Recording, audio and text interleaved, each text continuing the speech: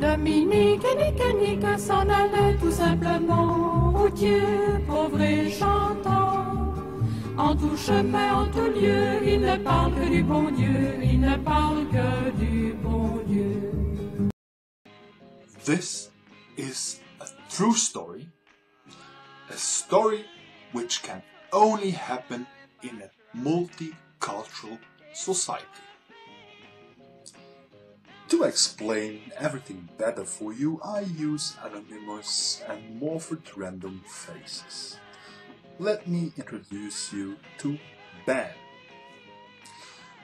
Ben never had thought about God and religion before. With religion he had only to do on Christmas, and he was really indifferent to any God or church. But now everything changed for Ben, because now he is father and must take care of his two small children. He has to reflect in which faith he has to educate his children, or if he should train them without religion. How should he decide? His father, Rudy, is a Lutheran Protestant, and he believes in angels. His mother, Ruth, is Jewish, so automatically Ben also is a Jew, because in the Jewish tradition the religion is inherited by the mother. Ruth never educated Ben in any religion, because she believes only in good food. Ben's sister, Ciara, is a shaman, a kind of natural religious medicine woman, and thinks that Ben's children are spiritually underserved. This is Ben's auntie. She is a very devoted religious Protestant Christian and thinks that religious education is very important for children, and always asks Ben if at least he prays with his children. No, Ben did not. Kader is Ben's father-in-law. He is a Muslim, but some details of his own religion are mysterious for him, so he can't explain why Christians and Jews can't go to heaven. Barbara is Ben's mother-in-law. She's a Catholic. Ben don't even really know what this means, but he knows that she's a wonderful grandma. Even when sometimes she calls her grandchildren my little pagans. Because the Muslim religion comes from the father's side, Leila, Ben's wife, is a Muslima.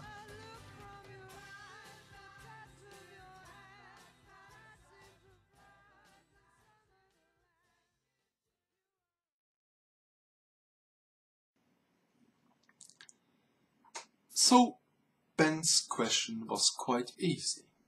He wanted to know, what are my children finally?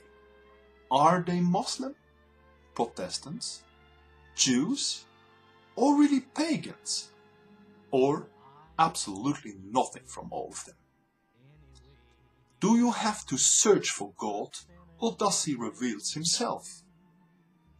Does God influence the choice of your profession or of your mate or your spouse? Does he exist at all? Ben couldn't explain why he winces always when he thinks only about God. He wants to know if his children would have a more fulfilled life with God or without God. The first person who Ben questioned about his search was his auntie. In questions of religion, auntie goes with the majority principle and said, because you, Ben, are living in a society in which the Christianity is represented higher, you should choose Christianity for your children. Not because she's a Christian, but the society in which the children will grow up is Christian. Ben agreed that was a good argument for a compromise.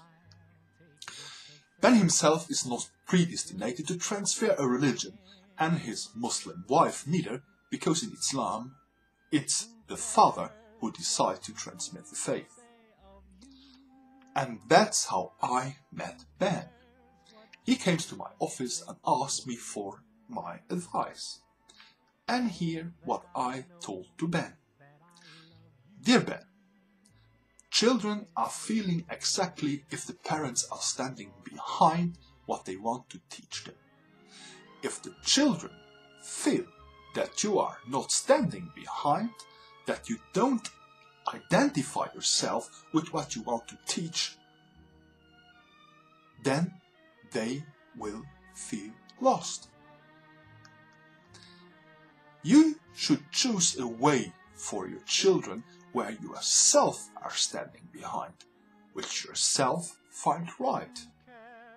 Sure, we can baptize your children, but the inside of your child would not grow as a Christian without the help of the parents and wouldn't feel good. So Ben learned from me that he has to become himself a believer to transmit belief to his children.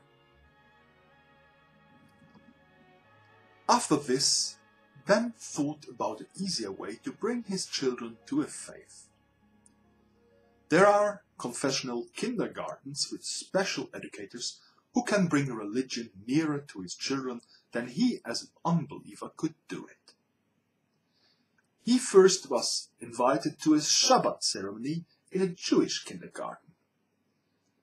Ben was watching the educators teaching a ceremony to children who couldn't even speak correctly. Does these children even understand what they are doing there?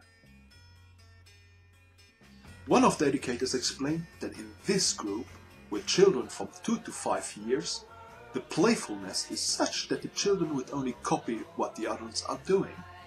But the real understanding comes only when children are beginning to become philosophical. When the children are beginning to think about the evolution. With these small children, the educators can only transmit Genesis of the Bible, because only at the age of 6 the children are going to the real school and are confronted with Darwin and the evolution. When Ben asked them what will happen then in the first year of real school, the educator replied, "I don't know, it's no more my age group." And this was the main problem of Ben. What will happen when the children are questioning the Genesis? Tomorrow I will continue and tell you day after day what were Ben's interests to find a faith for his children.